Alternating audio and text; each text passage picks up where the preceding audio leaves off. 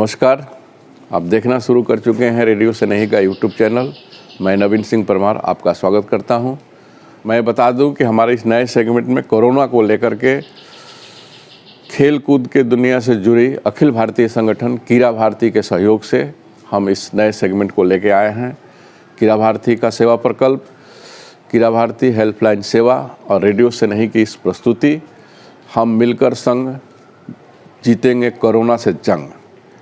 इस सेगमेंट में समाज के विभिन्न क्षेत्रों के विशिष्ट लोग कोरोना के इस लड़ाई में हम कैसे जीते, इस विषय पर अपना वीडियो संदेश प्रसारित देने वाले हैं, जिसे हम रेडियो सनेही के इस यूट्यूब चैनल के माध्यम से प्रसारित करेंगे।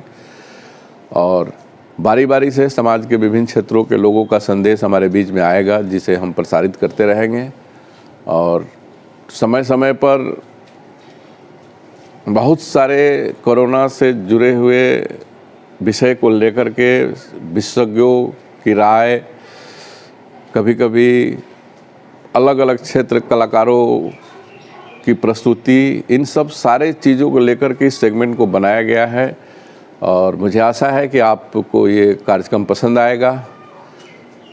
हमारे स्क्रीन पर दिए गए नंबर पर आप भी अपना कोई संदेश देना चाहते हों तो हमारे स्क्रीन पर दिए गए नंबर को पर भेज सकते हैं और हम आपके संदेश को भी अपने इस यूट्यूब चैनल के माध्यम से प्रसारित करेंगे। धन्यवाद। मुझे आशा है कि आपको ये सेगमेंट पसंद आएगा और आप अपना सुझाव भी हमें देंगे। धन्यवाद। आज मित्रों, हम लोग बात करेंगे मानव जाति को हम कैसे कोविड-19 के संक्रमण से बचाएं और इस जो आपदा है जिससे पूरा विश्व पीड़ित है, उसमें हम कैसे आम जनजीवन को बचा सकते हैं और वो कौन से उपाय हैं जो गांव के स्तर पे, घरेलू स्तर पे हम कर सकते हैं और किस तरह के औषधियों के सेवन से हम देश और अपने आप को, मानवता को सुरक्षित रखें। मित्रों, कोविड-19 आज पूरे विश्व में एक बहुत बड़े आपदा के रूप में आया है। हम रोज अपने प्रियजनों को, अपने बहुत सारे लोगों को हम खो रहे हैं। पूरी दुनिया के लिए बहुत बड़ी त्रासदी है और भारत इस समय सबसे बड़ा शिकार कोविड-19 का है। मित्रों, आज यह संक्रमण शहर से गांव की तरफ चला गया है। पिछले बार गांव में यह संक्रमण कम से कम था। जब गांव में संक्रमण जाता है तो हम ज्यादा चिंतित होते हैं, जहां हमारी फैसिलिटीज, जहां हमारी संसाधन बहुत कम हैं। तो फिर क्यों ना हम अपने उन प्राकृतिक संसाधनों की तरफ चले जहां से हम कोविड-19 से अपने आप को सुरक्षित रख पाए। इस क्रम में हम आयुर्वेद के परिप्रेक्ष्य में आपसे बचाव के कुछ बात करेंगे। जैसे हम अपने हाथ को साबुन से बार बार धोएं, सैनिटाइजर का प्रयोग करें और दूसरी तरफ हम रोज भाप लें।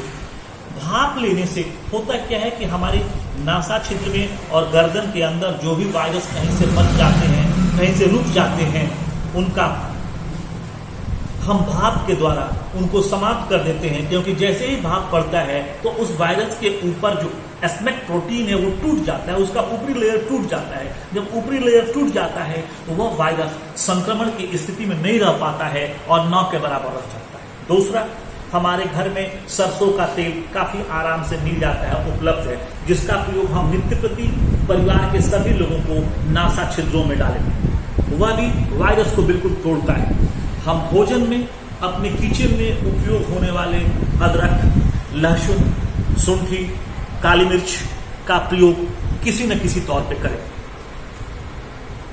अमृता अर्थात गिलोय, अश्वगंधा का प्रयोग हम अमृत के स्वरूप में करें, जो इस बीमारी से हमें बचाने में और रोग प्रतिरोधक क्षमता को बढ़ाने में काफी बेहतर ढंग से काम कर रहा है। इस प्रकार हम आयुर्वेद के अखिल भारतीय आयुर्वेद संस्थान जो दिल्ली एम्स से, जो आयुर्वेद का एम्स सरिता बिहार में, उसके बताए हुए हम 3-4 औषधियों का सेवन लगातार करें।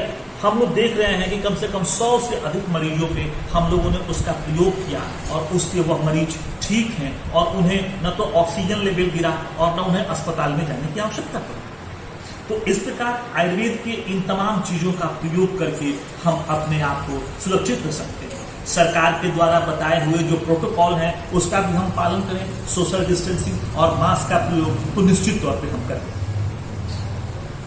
आयुर्वेद इसके साथ हमें कहता है कि हम योग और प्राणायाम और सबसे अधिक हम सुरक्षित अपने को सकारात्मक रखें, क्योंकि देखा गया है प्रयोगों में कि जब भी सकारात्मक ऊर्जा हमारे पास होती है तो हमारा इम्यून सिस्टम, रोग से लड़ने की जो क्षमता है वो अधिक से अधिक होती है, जिससे हम इस बीमारी से लड़ सकते हैं। भारतीय परंपरा में, महर्षियों की परंपरा में हमारे यहाँ हवन करने का प्रावधान है, हमारे यहाँ धूपन का प्रावधान है। धूपन की चिकित्सा आयुर्वेद में वर्णन मिलता है। तो हम नित्य प्रति अपने घर में हवन भी करें, जिसमें विशेष करके गाय के बने हुए उपले का प्रयोग या आम के लकड़ी का प्रयोग करें और गुगुल और तमाम जो कुछ चीजें हैं उनका प्रयोग करने से हम संक्रमण को दूर कर सकते हैं।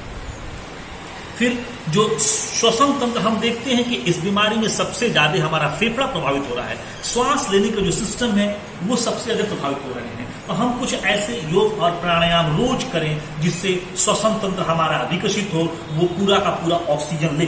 तो इस तरह का प्रयोग हम योग और प्राणायाम के साथ करें, सकारात्मक विचारों को रखें, गर्म पानी का सेवन करें और पीने में भी रोज किसी भी फ्रीजिंग का या किसी भी कोल्ड सब्सटेंस का या किसी भी कोल्ड ड्रिंक का प्रयोग नहीं करें। हम शरीर में एक गर्मी, एक हीट को लगातार बनाए रखें, तो जिससे हम इस संक्रमण से अपने को बचा सकते हैं। खास करके बच्चों को और वृद्धों को इससे बचाने की आवश्यकता है और इन तमाम उपाय से हम ग्रामीण क्षेत्रों में या लोगों को बता के, समझा के और इस बहुत बड़े आपदा से हम सबकी मानवता की रक्षा कर सकते हैं।